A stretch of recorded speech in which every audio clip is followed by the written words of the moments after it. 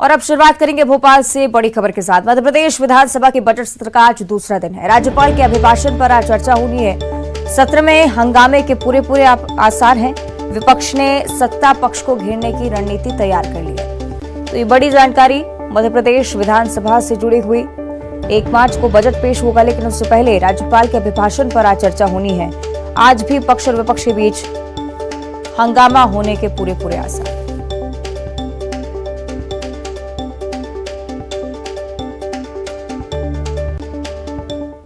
और भोपाल से अगली बड़ी जानकारी। आज सीएम शिवराज सिंह चौहान के आवास पर एक बड़ी बैठक बुलाई जा रही है। बीजेपी विधायक दल की बैठक होगी।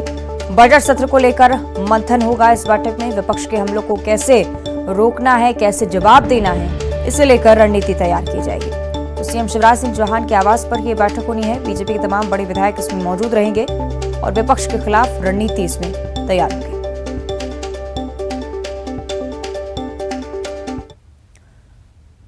और मध्य प्रदेश के बाद अब बात करेंगे छत्तीसगढ़ की, जहां पर आज बीजेपी सीएम आवास का घेराव करने वाली है। भिलाई 3 स्थित सीएम हाउस का घेराव करेगी बीजेपी।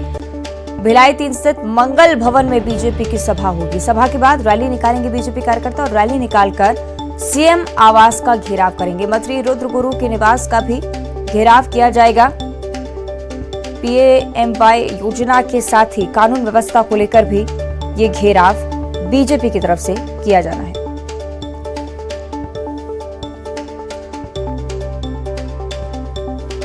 तो बड़े स्तर पर प्रदर्शन की तैयारी बीजेपी की तरफ से। आज सीएम हाउस के घेराव के लिए तमाम बीजेपी कार्यकर्ता एकजुट होंगे। भिलाई 3 स्थित मंगल भवन में सबसे पहले बीजेपी की सभा आयोजित की जाएगी। कोशिश यही कि विधानसभा चुनाव के इस साल में सरकार को घेरते हुए विपक्ष नजर आए और इसी के तहत बीजेपी की पहले आम सभा, उसके बाद रैली के रूप में आगे बढ़ते हुए बीजेपी कार्यकर्ता आज नजर आएंगे। सीएम आवास का घेराव किया जाएगा।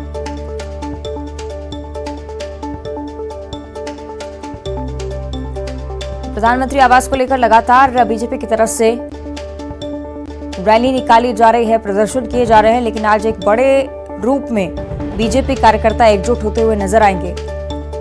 और आज महत्वपूर्ण बात यह कि न सिर्फ सीएम हाउस का घेराव किया जाएगा, बल्कि मंत्री रुद्रगुरु के आवास के घेराव के लिए भी बीजेपी कार्यकर्ता यहां पर एकजुट होने वाले हैं और एक बड़े स्तर पर प्रदर्शन की तैयारी प्रधानमंत्री आवास योजना के लिए।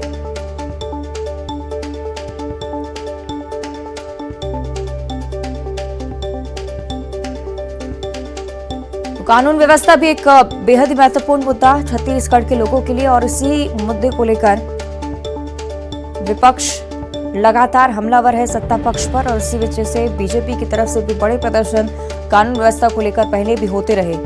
आज सीएम हाउस का घेराव होगा। मंत्री रुद्रगुरु के घर पर भी बीजेपी के कार्यकर्ता पहुंचेंगे और उसके बाद कानून व्यवस्था को लेकर भी इन तमाम मुद्दों को लेकर बीजेपी के कार्यकर्ता घेराव करेंगे, प्रदर्शन करेंगे।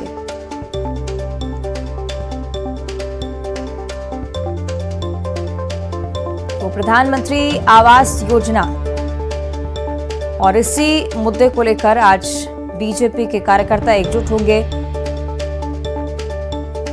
सहयोगी ममता हमारे साथ लाइव जुड़ रही है, उनसे हम ज्यादा जानकारी लेंगे। ममता, क्या कुछ होगा आज बीजेपी के प्रदर्शन की तरफ से, क्योंकि लगातार बीजेपी न सिर्फ प्रधानमंत्री आवास योजना बल्कि कानून व्यवस्था को एक महत्वपूर्ण मुद्दा लेकर चल रही है।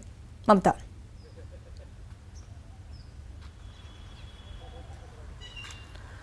बिल्कुल, देखिए, और इसी मसले को लेकर बीजेपी आज प्रोटेस्ट करेगी। भिलाई में जो विधायक निवास है उसका घेराव करेगी और इसके साथ ही अगर हम बात करें तो कानून व्यवस्था को लेकर भी प्रोटेस्ट किया जाएगा। जो चुनाव का समय आने वाला है और जाहिर तौर पर जो विपक्ष है ये समझता है कि कौन से ऐसे इश्यूज होते हैं जिनको जो है वो ये जो अगर हम बात करें प्रधानमंत्री आवास योजना को लेकर कांग्रेस और बीजेपी दोनों आमने सामने हैं। कांग्रेस का कहना है हैं कि जो केंद्र है उसकी गलती के चलते जो है ये राज्य के लोगों को इसका लाभ नहीं मिल पा रहा है। वहीं बीजेपी का कहना है कि सरकार की गलती है और इसी को लेकर अगर हम बात करें तो अलग अलग तरीके से प्रोटेस्ट किए जाते रहे हैं।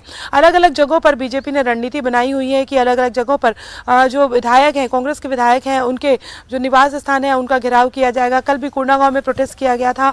उसके पहले अगर हम बात करें तो राजधानी रायपुर में भी प्रोटेस्ट किया गया था। आज भिलाई में भी विधायक निवास का घेराव किया जाएगा। जी ठीक है, यानी कि देखना होगा किस तरह से बीजेपी इस तमाम मुद्दे को लेकर सरकार को घेरने के लिए आज जमीन पर उतरती है। शुक्रिया आपका फिलहाल ममता इस पूरी जानकारी के लिए।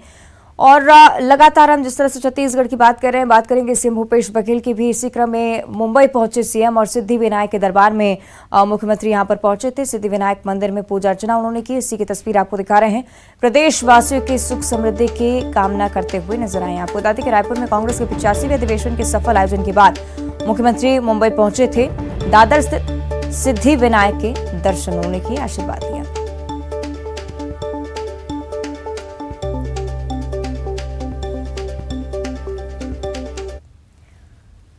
तो छत्तीसगढ़ में चुनावी साल चल रहा है और ऐसे में बीजेपी और कांग्रेस में जुबानी जंग भी लगातार जारी है। बीजेपी प्रदेश अध्यक्ष जोन साहब ने कांग्रेस अधिवेशन के जरिए कांग्रेस नेताओं पर जमकर निशाना साधा। उन्होंने कहा कि कांग्रेस अधिवेशन में कांग्रेस के दिग्गज नेता आए। ये वही नेता हैं जो 2018 के विधानसभा चुनाव में छत्तीसगढ़ की जनता से बड़े बड़े वादे कर गए थे।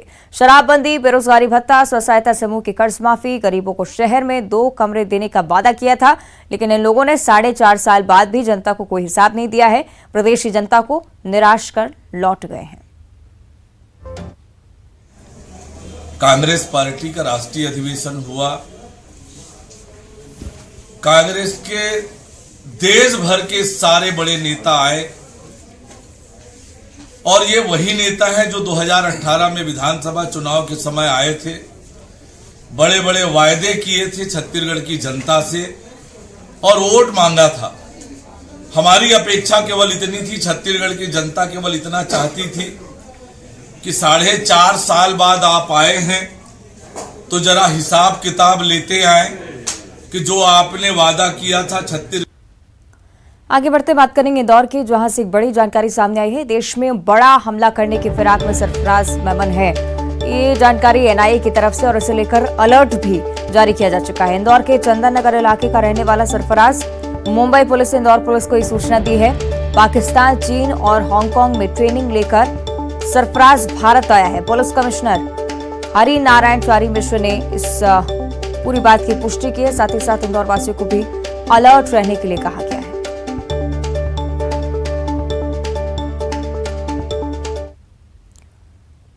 और जांजगीर चांपा से एक और बड़ी जानकारी। पुरानी रंजिश में युवक से मारपीट का मामला सामने आया है। चाकूबाजी भी इस युवक के साथ हुई है। युवक ने यातायात थाने में घुसकर अपनी जान बचाई। कोतवाली थाना क्षेत्र के कचहरी चौक की पूरी घटना है। पुलिस ने 4 आरोपियों को इस मामले में गिरफ्तार किया है। आरोपियों से चाकू और बेसबॉल स्टिक भी जब्त की गई है।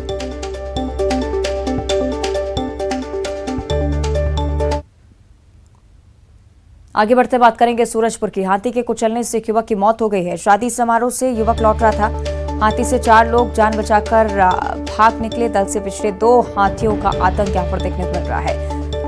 प्रतापपुर वन परिक्षेत्र के केरता की ये पूरी घटना है।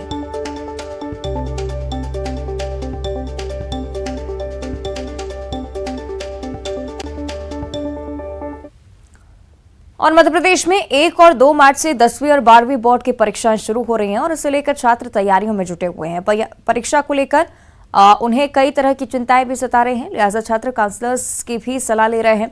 एमपी बोर्ड के हेल्पलाइन सेंटर में भी ताबड़तोड़ कॉल किए जा रहे हैं, जिस पर छात्रों के साथ उनके अभिभावकों की भी काउंसलिंग की जा रही है। टाइम मैनेजमेंट से लेकर तनाव से कैसे दूर रहें, सारे टिप्स उन्हें दिए जा रहे हैं। हेल्पलाइन सेंटर्स जहां पर छात्र संपर्क कर रहे हैं और परीक्षाओं से किस तरह से सफलता हासिल करनी है, इस बारे में भी टिप्स ले रहे हैं। कक्षा 10वीं कक्षा 12वीं की परीक्षाएं 1 और 2 मार्च से शुरू हो रही हैं और परीक्षाओं से पहले बच्चों के मन में थोड़ा सा डर जरूर है और सब्जेक्ट से रिलेटेड तमाम तरह के जो सवाल हैं वो बच्चे काउंसलर से पूछ रहे हैं और इसी के चलते बच्चे अपने तनाव को कम करें। माध्यमिक शिक्षा मंडल ने हेल्पलाइन सेंटर की शुरुआत की है जिसमें आप देखेंगे कि काउंसलर्स हैं जो बच्चों के सवालों का जवाब दे रही हैं और इस काउंसलिंग सेंटर में सुबह से लेकर शाम तक जो प्रदेश भर के स्टूडेंट हैं कक्षा 10वीं और कक्षा 12वीं के, उनके कॉल यहाँ पर पहुंच रहे हैं। हर तरह के जो सवाल है वो बच्चे काउंसलर से पूछ रहे हैं और उसके बाद जो काउंसलर्स हैं वो बच्चों को उन सवालों का जवाब दे रही है और परीक्षाओं को लेकर अगर बच्चों के मन में किसी भी तरह का कोई डर है, तनाव है, तो उनको दूर करने की जो कोशिश है वो की जा रही। मैम, किस तरीके के कॉल अभी कॉल सेंटर पर आपके जो हेल्पलाइन सेंटर है उस पर यहाँ पर पहुंच रहे हैं और आप लोग किस तरीके से उनका समाधान कर रहे हो? वो बच्चों की जो परीक्षाओं से संबंधित समस्याएं हैं वो मोस्टली अभी ऐसी हैं कि अभी बहुत कम टाइम बचा है और वो कैसे जल्दी से जल्दी तैयारी करें, क्योंकि कई सारे बच्चे होते हैं जो अवॉइड करते हैं और अब वो ज्यादा से ज्यादा फियर में आ गए हैं और अभी हम लोगों को वो पूछते हैं कि हमें कैसे कुछ ऐसा टाइम मैनेजमेंट बता दीजिए कि हम ज्यादा से ज्यादा याद कर पाएं। तो फिर हम जो भी उनको मनोवैज्ञानिक हाँ मतलब पूरा इन्वायरमेंटली उनको कैसे प्रिपेयर्ड रखना है बच्चों को, उनके माता पिता को भी बताते हैं, उनके फोन्स आते हैं अगर तो और वैसे मोस्टली तो बच्चों को से ही हमारा संवाद हो पाता है।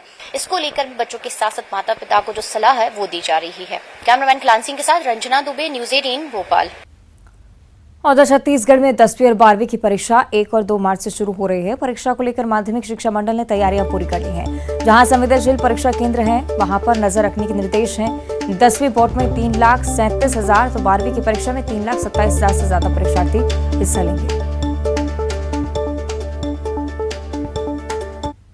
माध्यमिक शिक्षा मंडल की बोर्ड परीक्षाएं 1 मार्च से शुरू हो रही है और इस वक्त मेरे साथ माध्यमिक शिक्षा मंडल के सचिव वीके गोयल हैं। इनसे जान लेते हैं कि क्या तैयारियां इस वक्त बोर्ड की हैं।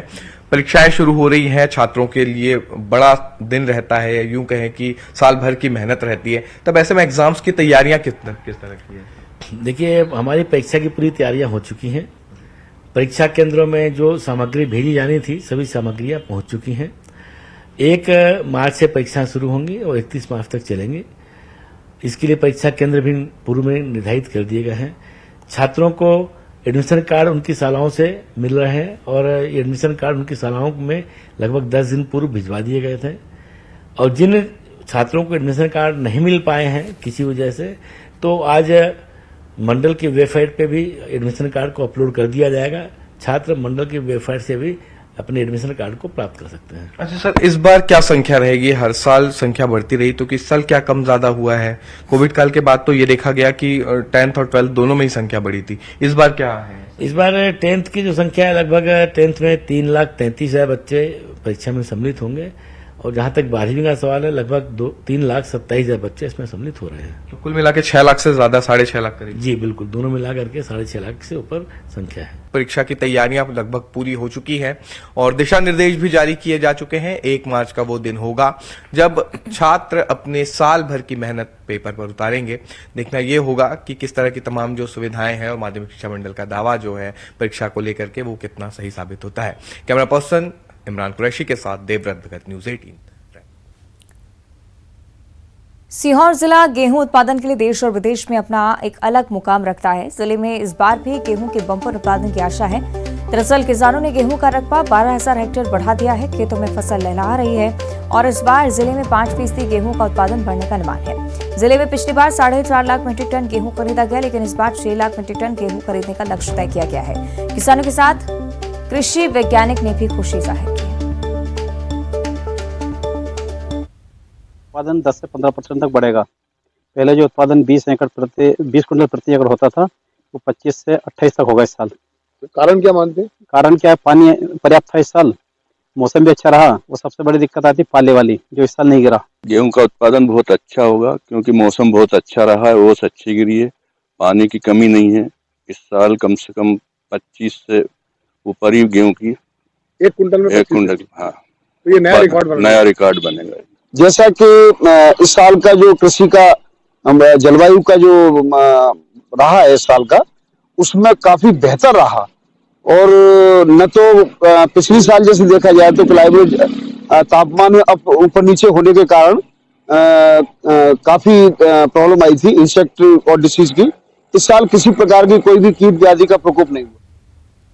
एक जिला एक उत्पाद में चयनित उमरिया जिले का महुआ अब 7 समुद्र पार नाम कमाएगा। इसके लिए ब्रिटेन की कंपनी ओ फॉरेस्ट और वन विभाग के बीच करार हुआ है, जिसके तहत खाने योग्य महुआ फूल ग्रामीण सहायकों से 110 रुपए प्रति किलो खरीदे जाएंगे और इसके पहले चरण में इसमें 5 गांव शामिल किए जाएंगे, जहां के महुआ संग्राहकों से महुआ फूल की खरीदारी होगी और बाद में इसमें जिले के और दूसरे गांव को भी शामिल किया जाएगा।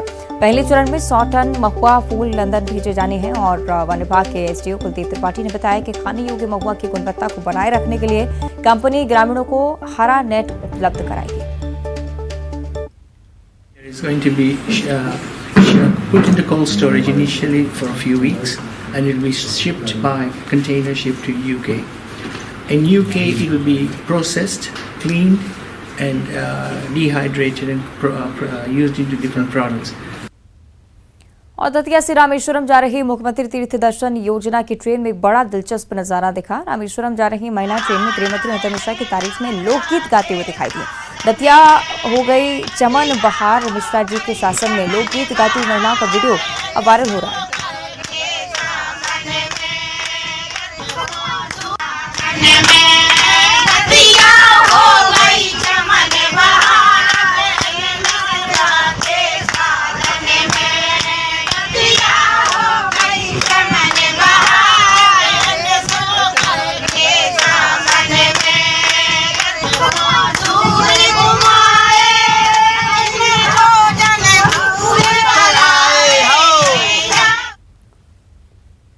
और चलिए अब आपको एक अनोखी मैराथन दिखाते हैं जो आज तक आपने नहीं देखी होगी।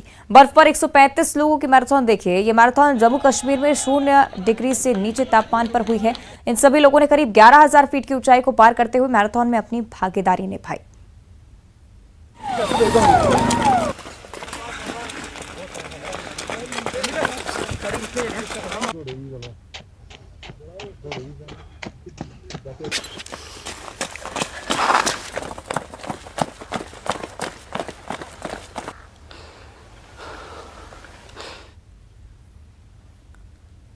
और बुलेटिन में इतना ही। देखते रहिए न्यूज़ 18।